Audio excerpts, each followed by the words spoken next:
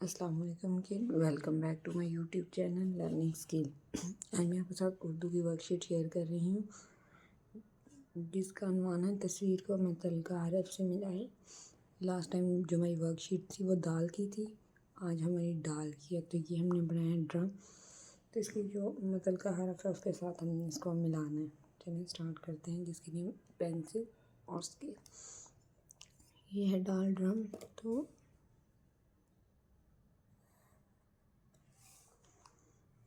ڈال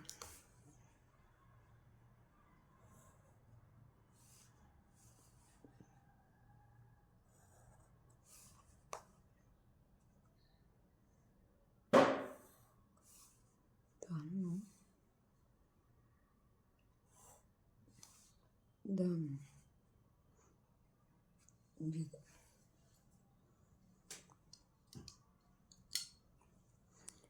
یہ تھی آج کی ہماری ورک شیٹ جس کو ہم نے متعلقہ حرف سے ملانا تھا۔